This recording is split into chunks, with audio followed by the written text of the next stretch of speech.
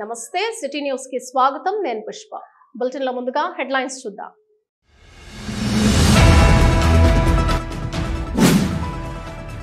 శ్రీ చీర్యాల లక్ష్మీ నరసింహస్వామి దేవస్థానంలో శివుని విగ్రహ ప్రాణ ప్రతిష్టలో పాల్గొన్న మంత్రి దుద్దిళ్ల శ్రీధర్ బాబు రామగుండం శాసనసభ్యులు రాజ్ ఠాకూర్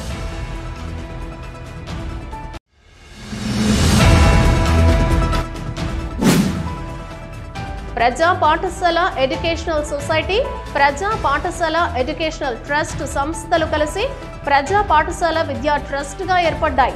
ట్రస్ట్ నిర్వాహకుల వెల్లడి.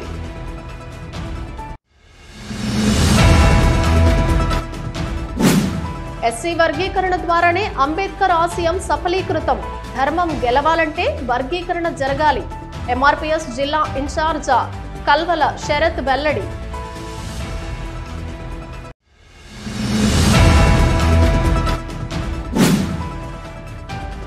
దళిత ప్రజల గ్రామీణ ప్రజల సమస్యల పరిష్కారం కోసం సివిల్ రైట్స్ డేను అధికారికంగా నిర్వహించాలి. ఆల్ ఇండియా అంబేద్కర్ యువజన సంఘం డిమాండ్.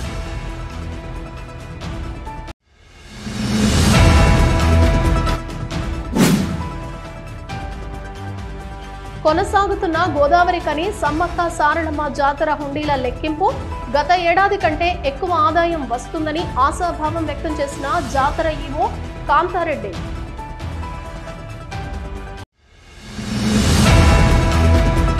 శ్రీ చీర్యాల లక్ష్మీ నరసింహస్వామి దేవస్థానంలో శివుని విగ్రహ ప్రాణ ప్రతిష్టలో మంత్రి దుద్దిళ్ల శ్రీధర్ బాబు రామగుండం శాసనసభ్యులు రాజ్ ఠాకూర్ పాల్గొన్నారు. హైదరాబాద్ చీర్యాలలో సోమవారం శ్రీ చీర్యాల లక్ష్మీ నరసింహస్వామి దేవస్థానంలో శివుని విగ్రహ ప్రాణ ప్రతిష్టలో పాల్గొన్న ఐటీ పరిశ్రమల శాసనసభ వ్యవహారాల శాఖ మంత్రి దుద్దిళ్ల శ్రీధర్ బాబు, రామగుండం నియోజకవర్గ శాసనసభ్యులు రాజ్ ఠాకూర్, మక్కన సింగ్ ప్రత్యేక పూజలను నిర్వహించారు. అనంతరం మంత్రి దుద్దిళ్ల శ్రీధర్ బాబు, శాసనసభ్యులు మక్కన సింగ్, రాజ్ ఠాకూర్లను దేవస్థాన కమిటీ సభ్యులు శాలువాతో సత్కరించారు. ప్రజా పాఠశాల ఎడ్యుకేషనల్ సొసైటీ, ప్రజా పాఠశాల ఎడ్యుకేషనల్ ట్రస్ట్ సంస్థలు కలిసి ప్రజా పాఠశాల విద్యా ట్రస్ట్ గా ఏర్పడ్డాయని ప్రజా పాఠశాల విద్యా trust chairman Chalapathi Rao, manager B Bhikshamaiah తెలిపారు.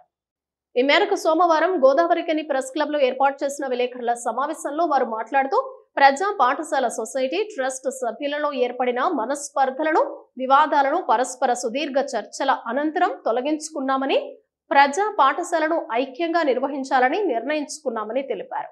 సొసైటీ ట్రస్ట్ రిజిస్ట్రేషన్లను చట్టపరంగా రద్దు చేసుకోవాలని, పరస్పరంగా నడుస్తున్న కేసులను ఉపసంహరించుకోవాలని, స్థిర చరాస్తులను నూతనంగా ఏర్పడిన ప్రజా పాఠశాల విద్యా ట్రస్ట్ పేరున బదిలీ చేయాలని ఏకగ్రీవంగా నిర్ణయించుకున్నామని వెల్లడించారు. ఈ విద్యా సంవత్సరం నుండి ప్రజా పాఠశాలలో 1 నుండి 7వ తరగతి వరకు ఇంగ్లీష్ మీడియంలో డిజిటల్ క్లాసులు జరుగుతాయని, అధునాతన ఉన్నత ప్రమాణాలతో సుశిక్షితులైన అనుభవం కలిగిన అధ్యాపకులతో అత్యంత తక్కువ ఫీజులతో అందరూ భరించగలిగే విధంగా విద్య అందిస్తామన్నారు. రోజు కూలీలు, కాంట్రాక్టు కార్మికులు, సాధారణ ఉద్యోగులు ప్రైవేట్ ఇంగ్లీష్ మీడియంలో భరించలేని ఫీజుల భారం ఇక నుండి మీకు ఉండదని, రామగుండం పారిశ్రామిక ప్రాంతంలోని ప్రభుత్వ, ప్రైవేటు పాఠశాలలకు భిన్నంగా ప్రజా పాఠశాల విద్యా విజ్ఞానం, వినోదాన్ని అందిస్తుందని, సామాజిక సాంస్కృతిక చైతన్యంతో పాటు సాంకేతిక కంప్యూటర్ విద్యను ఉచితంగా అందిస్తామని తెలిపారు. ప్రజా పాఠశాల సొసైటీకి దాంతోపాటు భిక్షమయ్య గారికి మధ్యన విభేదాలతో ట్రస్ట్ ఏర్పరిచారు. సొసైటీ నడిపే వాళ్ళు ఈ రెండింటిని మెర్జ్ చేయాలనేటువంటి అభిప్రాయానికి వచ్చాం. ఈ రెండింటిని మెర్జ్ చేశాము. 13/7/2003 ఈ రెండు కూడా మెర్జ్ అయింది. ఇప్పుడు ప్రజా పాఠశాల విద్యా ట్రస్ట్గా ఒక కొత్త ట్రస్ట్గా పరిచయం అవుతున్నది. Computer centre, Ambedkar knowledge centre అనేది ఈ మధ్యనే స్టార్ట్ చేశాం. దాంతోపాటు ప్రజా పాఠశాల పాత స్కూల్నే కొంత మోడర్నైజ్ చేసి కొత్త తరహా నడిపించాలనేటువంటి పద్ధతిలో దాన్ని కూడా వచ్చే అకాడమిక్ ఇయర్ మేము స్టార్ట్ చేయబోతున్నాం. అందుకొరకు ఇప్పటి నుండి ప్రజా పాఠశాల సొసైటీ అనే పేరు మీద కాకుండా ప్రజా పాఠశాల విద్యా ట్రస్ట్గా ఇది ఉంటుంది. ఒక 13 మంది సభ్యులతోని ఈ ట్రస్ట్ రిజిస్ట్రేషన్కు నేడే వెళ్తున్నది. అందువల్ల ఒక కొత్త ఆలోచనలతోనే దీన్ని నడపాలనేటువంటి ప్రయత్నం ఉన్నది. గోదావరి కని సెంటరు వర్కింగ్ క్లాస్ సెంటర్, ముఖ్యంగా పేద ప్రజల సెంటరు. ఈ పేద ప్రజల సెంటర్ తగ్గట్టుగా ఈ కంప్యూటర్ సెంటర్ను, ఈ పాఠశాలను ఇతర ఇలా కమర్షియలైజేషన్ అయినటువంటి పరిస్థితిలో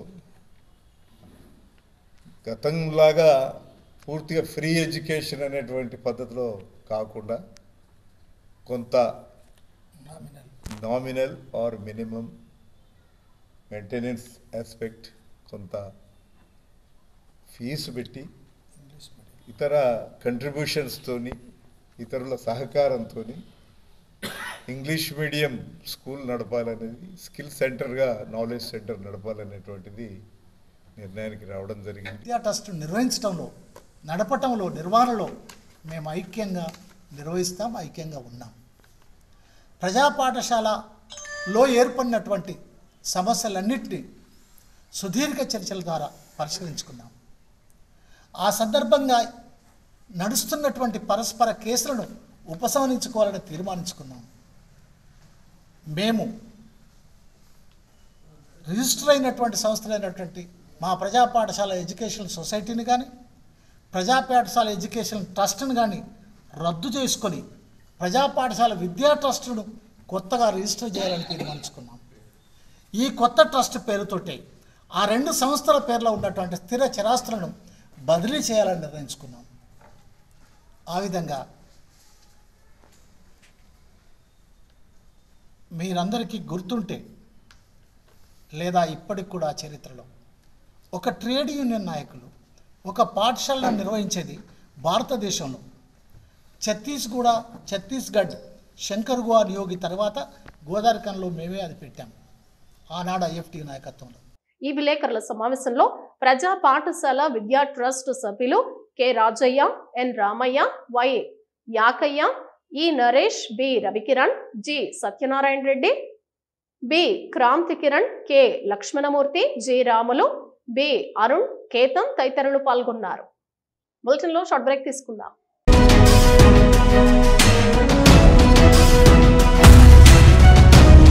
మొట్టమొదటిసారిగా గోదావరికని పట్టణంలో శ్రీ రుద్ర సత్యంబాబు పిల్లల హాస్పిటల్లో అడ్మిట్ అయి హెల్త్ కార్డు కలిగిన చిన్నారులకు క్యాష్లెస్ ట్రీట్మెంట్ చేయబడును.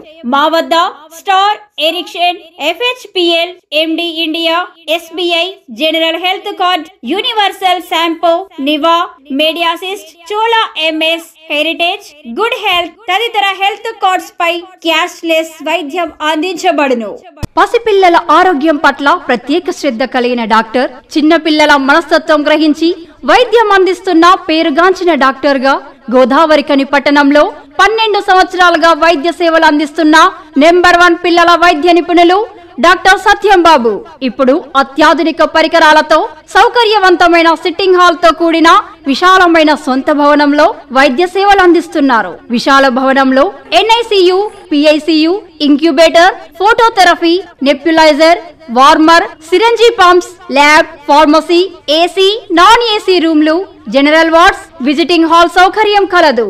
డాక్టర్ సత్యంబాబు MBBS, DCH పాల్స్, పిల్లల మరియు నవజాత శిశువు వైద్య నిపుణులు, 24 గంటల వైద్య సదుపాయం కలదు. శ్రీ రుద్ర సత్యంబాబు పిల్లల మరియు డెంటల్ హాస్పిటల్, సూర్య హాస్పిటల్ ప్రక్క గల్లీలో, ఓల్డ్ మున్సిపల్ ఆఫీస్ రోడ్, మసీదు ప్రక్కన, Lakshmi Nagar, Godavarikhani. 7600004430. Welcome back to City news.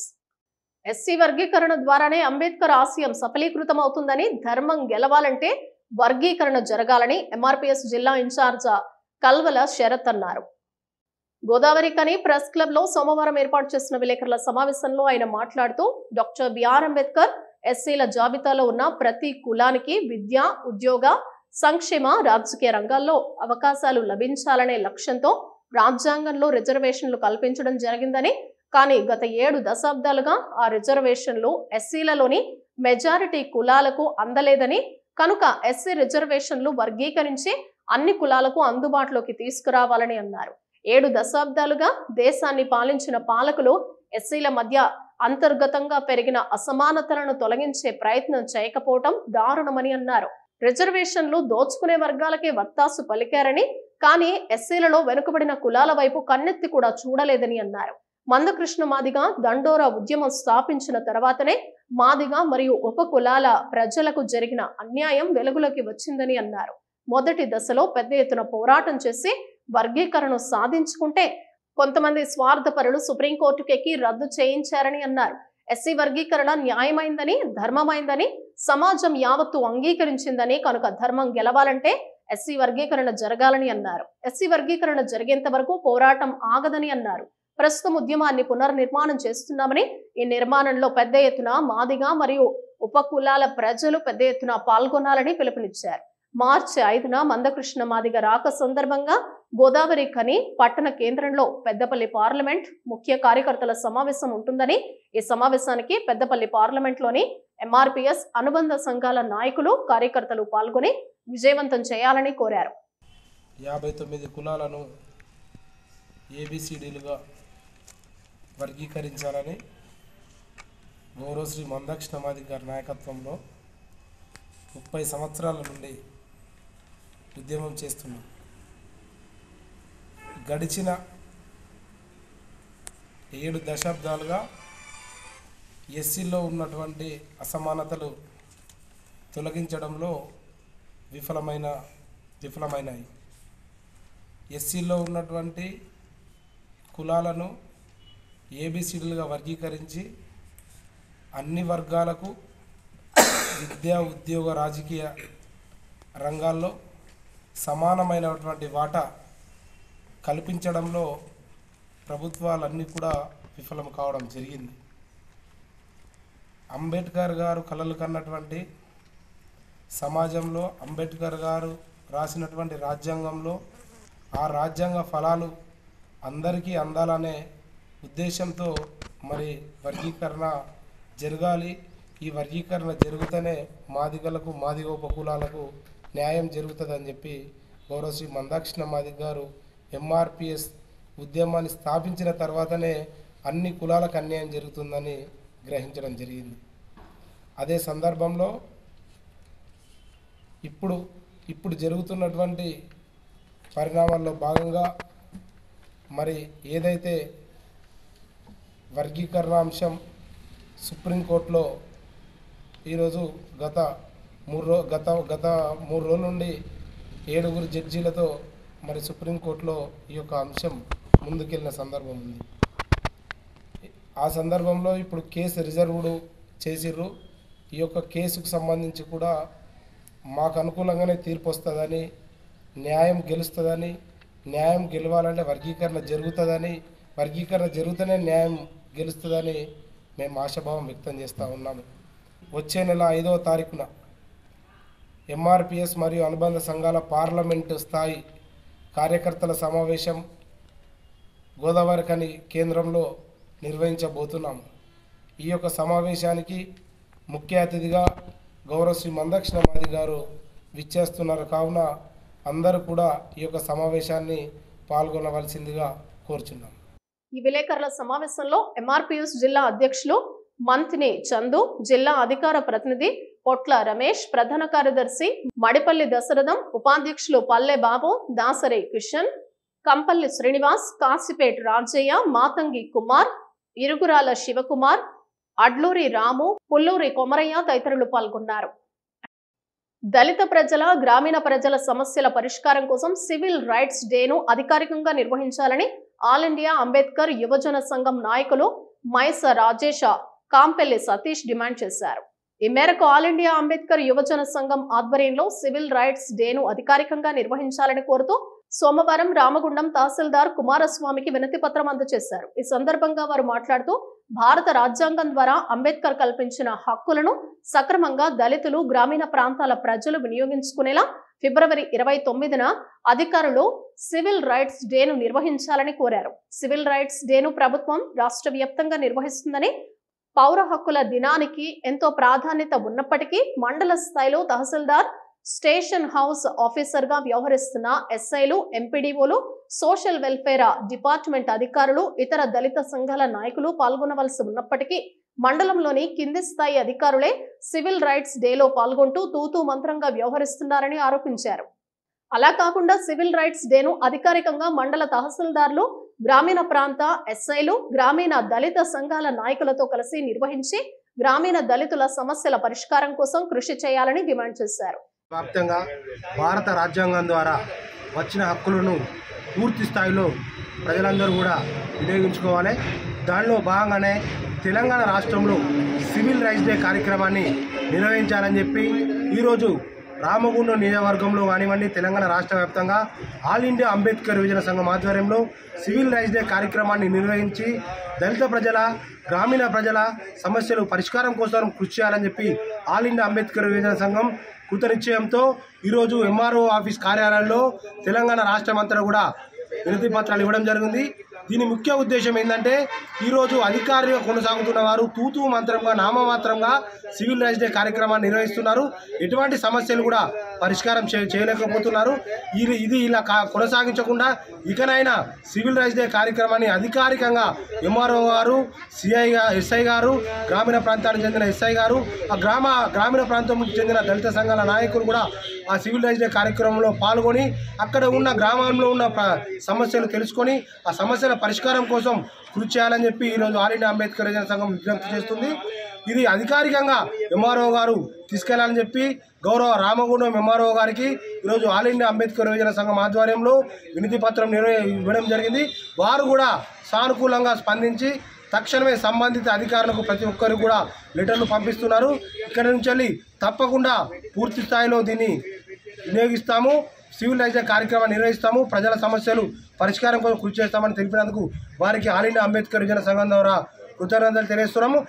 Doctor Babasaheb Ambedkar రాజ్యాంగంలో పొందుపరిచిన ఏదైతే హక్కులను ఉన్నాయో ఇలా రాష్ట్ర కేంద్ర ప్రభుత్వాలు అమలు చేయకపోవడంలో మరి ప్రధాన అంశంగా తీసుకొని ఇలా సివిల్ రైట్ డేను ఈ తెలంగాణ రాష్ట్ర ప్రభుత్వం తూచా తప్పకుండా పాటించాలని ఇవాళ ప్రభుత్వాధికారులు కానీ అందరూ తూతూ మంత్రంగా చేస్తున్న ఈ విధానం ఖచ్చితంగా ఆయా డివిజన్ల, ఆయా గ్రామాలలో వాళ్ళ సమస్యలపై దళిత బహుజనుల యొక్క సమస్యలను వెంటనే పరిష్కరించాలని రాజ్యాంగంలో పొందుపరిచిన దాన్ని ఖచ్చితంగా అమలు చేస్తూ మరి ఈరోజు మేము ఎంఆర్ఓ గారిని కోరడం జరిగింది.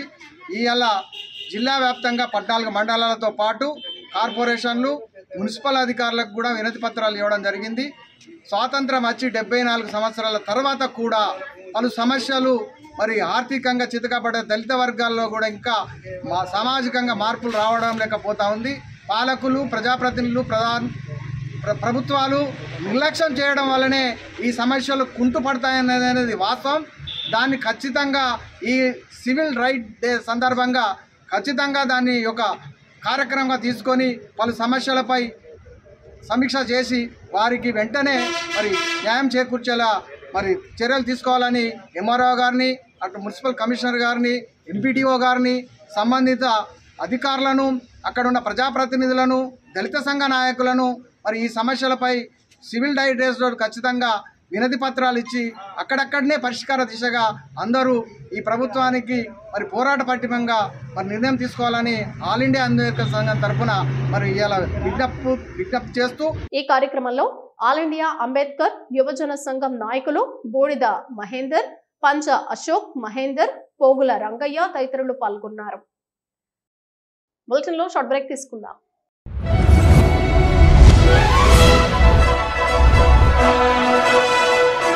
పెద్దపల్లి జిల్లా గోదావరికని పారిశ్రామిక ప్రాంతంలో మొట్టమొదటిసారిగా అధునాతన టెక్నాలజీతో ఎంఆర్ఐ స్కాన్ సేవలు అందుబాటులో. First MRI in coal belt area.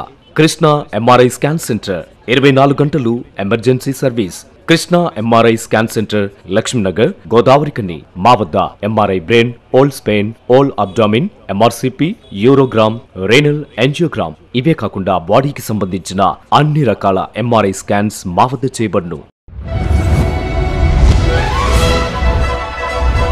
Krishna MRI scan centre Lakshmi Nagar Godavarikhani. Contact 888646 777 99085552928. Krishna neuro super speciality hospital Lakshminagar Godavarikhani. మొట్టమొదటిసారి న్యూరో ఫిజిషియన్ వైద్య సేవలు ఇప్పుడు మన గోదావరికన్లోని doctor Subhash Boyin MD DM, neuro physician, gold medallist, మెదడు, వెన్నుముక మరియు నరాల వ్యాధుల ప్రత్యేక వైద్య నిపుణులు. Krishna neuro super speciality hospital Lakshminagar Godavarikhani. Cell number 84993303 9989497898. Welcome back to City News. Godavarikhani పారిశ్రామిక ప్రాంతంలోని గోదావరి నది ఒడ్డున 4 రోజుల పాటు అత్యంత వైభవంగా నిర్వహించిన శ్రీ సమ్మక్క సారళమ్మ జాతర హుండీల లెక్కింపును Godavarikhani Singareni B guest house సమీపంలోని సారళమ్మ ఆలయంలో నిర్వహిస్తున్నారు. సమ్మక్క సారళమ్మ జాతర హుండీల లెక్కింపు సోమవారం ఉదయం 10:30 సమయంలో మొదలు కాగా లెక్కింపు ప్రక్రియను జాతర ఈవో కాంతారెడ్డి, మున్సిపల్ కమిషనర్ శ్రీకాంత్లు ప్రారంభించారు. జాతర ప్రాంగణంలో ఏర్పాటు చేసిన 44 హుండీలను వేములవాడ, తిరుమల, తిరుపతి దేవస్థానానికి సంబంధించిన స్వచ్ఛంద సేవా సమితి సభ్యుల చేత లెక్కిస్తున్నారు. సీసీ కెమెరాల పర్యవేక్షణతో పాటు పోలీసు బందోబస్తు మధ్య లెక్కింపు ప్రక్రియ కొనసాగుతోందని జాతర ఈవో శ్రీకాంత్, జాతర కమిటీ చైర్మన్ పిన్నింటి శ్రీనివాసరెడ్డి తెలిపారు. గత ఏడాది 30,13,000 పైచిలకు ఆదాయం రాగా ఈసారి అంతకంటే ఎక్కువగా వస్తుందని ఆశిస్తున్నామని ఈవో పేర్కొన్నారు. ఉదయం మొదలైన హుండీల లెక్కింపు సాయంత్రం వరకు కొనసాగనుంది.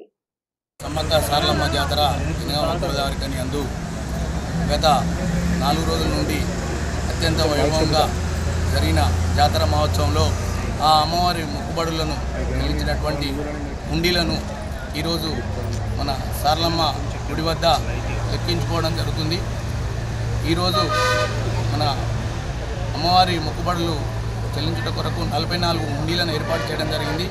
అట్టి 44 హుండీలు ఈరోజు మన మున్సిపల్ కమిషనర్ గారు మరియు తహసీల్ ఆఫీస్ నుంచి ఆర్ఐ గారు, మన టూ టౌన్ ఎస్ఐ గారు, మా ధర్మకర్తల మండలి చైర్మన్ గారు, ధర్మకర్తల మండలి, అలాగే సేవా సమితి సభ్యులు, పాత్రికేయులు అందరి సమక్షంలో ఇప్పుడు షట్టరు ఓపెన్ చేసి ఉండి లెక్కింపు ఏర్పాటు చేయడం జరిగింది. ఇట్టి లెక్కింపు గత సంవత్సరం 30 లక్షల చిల్లర ఆదాయం వచ్చింది. ఈ సంవత్సరం ఇంకా దాన్ని మించి ఎక్కువ రావాలని ఆ అమ్మవారిని కోరుకుంటున్నాము. ఇట్టి జాతర మహోత్సవంలో ప్రతి ఒక్క డిపార్ట్మెంటు, సేవా సమితి, మన స్వచ్ఛంద సంస్థలు అందరూ మమ్మల్ని ప్రోత్సహించి బాగా చేయడం జరిగింది. అందరి ఎలాంటి ఇబ్బంది లేకుండా మంచిగా చేసుకున్నాం కాబట్టి ప్రత్యేకించి వారందరికీ మన స్థానిక శాసనసభ్యులు గారు ముందుండి అన్ని, తర్వాత అలాగే పెద్దపల్లి జిల్లా కలెక్టర్ గారి ఆధ్వర్యంలో ఎన్నో మనకు ఒక 3-4 సార్లు కోఆర్డినేషన్ మీటింగ్లు పెట్టుకొని ఈ జాతర విజయవంతం చేయడం వాళ్ళందరూ దోహదపడ్డారు. ప్రత్యేకించి అందరికీ, అన్ని శాఖల సిబ్బందికి అందరికీ ప్రత్యేకించి ధన్యవాదాలు తెలియజేసుకుంటున్నాను. జరిగిన జాతరలో చాలా బ్రహ్మాండంగా అరేంజ్మెంట్స్ జరిగినాయని పబ్లిక్ టాక్ వచ్చేసింది. అందరూ అధికారులు, సంస్థలు వెన్నంటి ఉండి అంత డెవలప్ చేశారు. వాళ్ళందరికీ ధన్యవాదాలు. ఎందుకంటే ఇప్పుడు పేర్లు చెప్పడానికి సమయం లేదు కాబట్టి వారందరికీ ప్రత్యేక ధన్యవాదాలు తెలియజేసుకుంటున్నాం. ఈరోజు 10:30కు ఉండి కౌంటింగ్ చేయాలని ముందే నిర్ణయం చేయడం జరిగింది. ఆ పద్ధతి ప్రకారమే ఇప్పుడు షట్టర్స్ ఓపెన్ చేయడం జరిగింది. ఈరోజు శ్రీరామ సేవా సమితి ఆధ్వర్యంలో వారే పూర్తిగా డివోటీగా వచ్చి కౌంటింగ్ చేయడానికి వాళ్ళు సిద్ధంగా ఉన్నారు.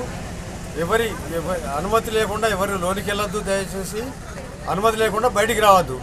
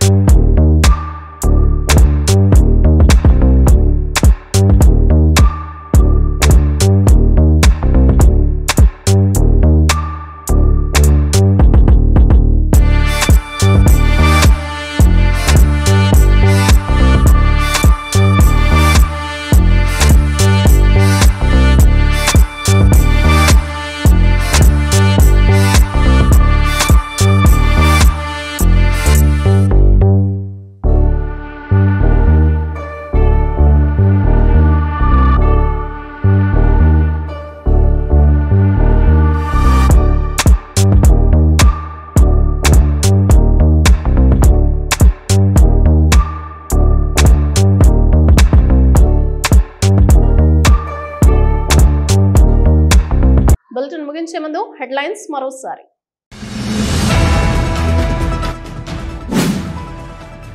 శ్రీ చీర్యాల లక్ష్మీ నరసింహస్వామి దేవస్థానంలో శివుని విగ్రహ ప్రాణ ప్రతిష్టలో పాల్గొన్న మంత్రి దుద్దిళ్ల శ్రీధర్ బాబు, రామగుండం శాసనసభ్యులు రాజ్ ఠాకూర్.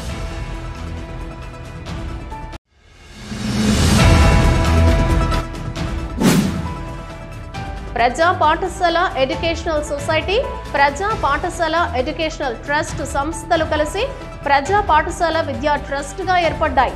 ట్రస్ట్ నిర్వాహకుల వెల్లడి.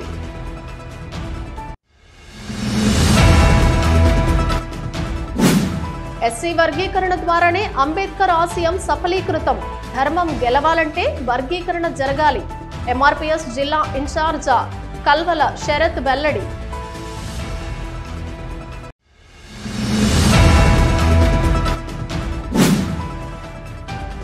దళిత ప్రజల, గ్రామీణ ప్రజల సమస్యల పరిష్కారం కోసం సివిల్ రైట్స్ డేను అధికారికంగా నిర్వహించాలి. ఆల్ ఇండియా అంబేద్కర్ యువజన సంఘం డిమాండ్.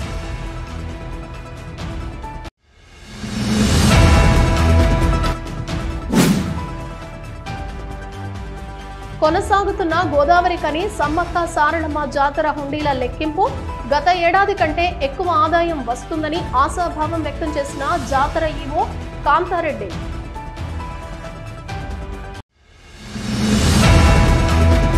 ఇవి బులెటిన్ విశేషాలు. మరో బులెటిన్ లో మళ్ళీ కలుద్దాం. అంతవరకు సెలవు. నమస్తే.